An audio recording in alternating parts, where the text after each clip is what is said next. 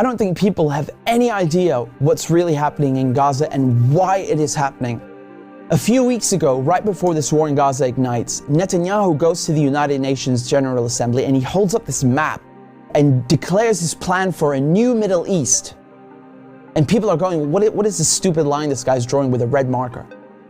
What it is an economic corridor that stretches all the way from India to the United Arab Emirates, into Saudi Arabia, into Jordan, Israel, and then finally to the entire European continent. I mean, the United States at this point, seeing their influence starting to fade, seeing the relevance of the dollar recede after they stole $300 billion from Russia. You have all these spooks in Washington and Tel Aviv, running around desperately trying to counter BRICS and counter China's new Silk Road. And this is their answer. This is a rival to the new Silk Road. Remember, the ancient Silk Road is the largest, most important trade route in human history. This thing is enormous. It stretches all the way from China to Syria to the Mediterranean Sea. The Chinese know how important this thing is and they want to revive it. It is the future of world economics, trade, and politics. Within the span of a few weeks, Iran and Iraq have signed a railway deal. So now you have a rail link for the new Silk Road. And President Assad of Syria, who the West have been trying to isolate for over a decade, is now visiting China, the world's largest economy, and signing a strategic partnership. This is pivotal. So now the new Silk Road has rail access all the way to the Mediterranean Sea through Syria's port in Latakia. So not just land, but maritime trade. This is crucial. And as enormous and important as all of this is just one aspect. This is just one aspect. You still have the gas. How can we talk about the Middle East without talking about gas and oil? When the US instigated the Maidan coup in 2014, that wasn't just about NATO expansion and encirclement of Russia. This was about surrounding, controlling, and cutting off Russian gas to Europe. Russia is the country with the largest proven reserves of natural gas. Control Ukraine, and you control the pipelines that feed and supply Russian gas to Europe. For decades, you've had US politicians, Republican and Democrat, from every administration, openly saying on camera, we don't want Nord Stream. There will be no longer a Nord Stream 2. We will bring an end to it. You want to have pipelines that don't go through Ukraine and Russia. For years, we've tried to get the Europeans to be interested in different pipeline routes. It's time to do that. You want to depend more on the North American energy platform, the tremendous bounty of oil and gas that we're finding in North America. Lo and behold, Nord Stream 1 and 2 are blown up. I mean, this is without question the most egregious, the largest terrorist attack on European infrastructure in modern history. There are only 3 countries on this planet that can pull this off. They are Russia, Britain, and the United States. And let me tell you, it was not Russia. You combine that with the sanction packages from the European Union, banning Russian oil and gas. I mean, talk about shooting yourself in the foot. So now there's no more Russian gas coming into Europe. And just like that, the United States have achieved a long-standing foreign policy objective. Now, the only other country with enormous gas reserves, the second largest in the world, is Iran. Iran signed the nuclear deal in 2015 and 2016. They're complying in every way imaginable.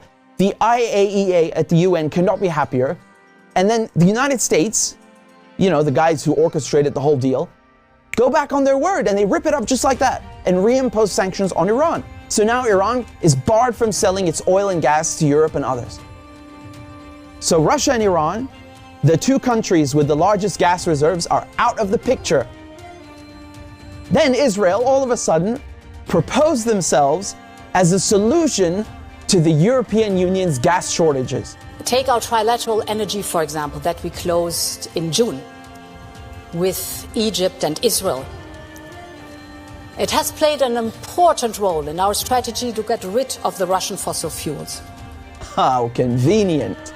How convenient.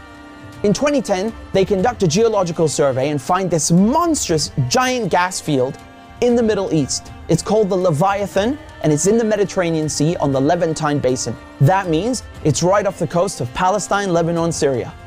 Syria initially declines offers over its gas reserves and simultaneously refuses to lay pipes for a Qatari gas project. What a coincidence! Barely a year later, war breaks out in Syria. And who's funding it? Qatar and Israel and the United States are just some of the parties funding and running this war to overthrow the government in Damascus. Today, the United States control 1/3 of Syria.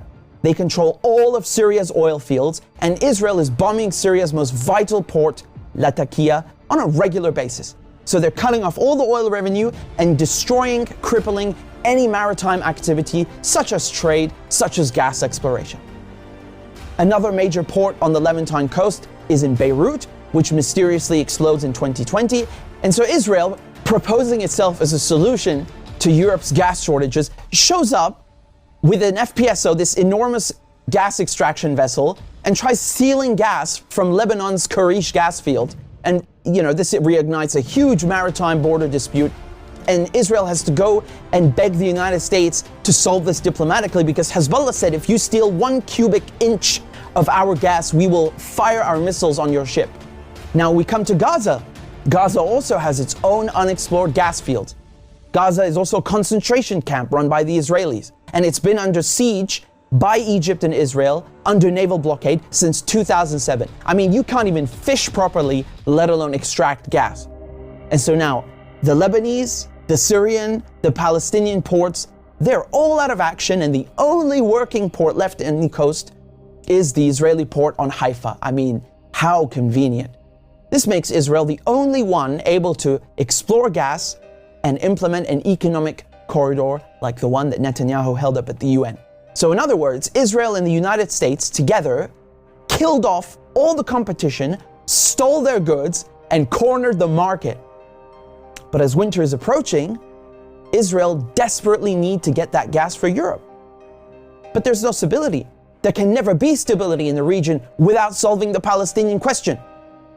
And so when Netanyahu shows up at the UN with his brilliant plan, the Israelis thought, oh, it's a done deal. They'll just get Saudi Arabia to normalize ties and thereby extinguish the Palestinian issue once and for all. And that is precisely why they are in Gaza slaughtering Palestinians like crazy, like they're in berserker mode. Israel has bombed Gaza before, but this surpasses anything we've ever seen, which is truly saying something. I mean, this is unhinged, calling people human animals and massacring them. Israel is just hoping the Palestinians will run away in fear into the desert. They've literally said this. They want to put them in the desert. They want people in Gaza to go to the Sinai desert and push the people in the West Bank into Jordan. This is genocide and ethnic cleansing without question. But it also has economic and geopolitical implications. Hamas and the collective resistance, when they found out about Israel's plan and Saudi Arabia's wishes to normalize ties with Israel, which would destroy any hope of a Palestinian state, this forced their hand. It became clear they needed to act and respond immediately, lest Palestine be lost forever. For Palestinians, this is and always has been a matter of life and death, to be or not to be.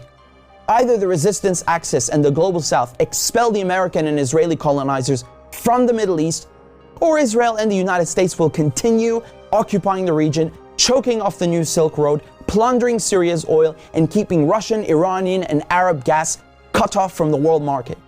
This is a decisive moment, and not just for Palestine, because the victors will end up drawing the new map of the world to come. I don't think people have any idea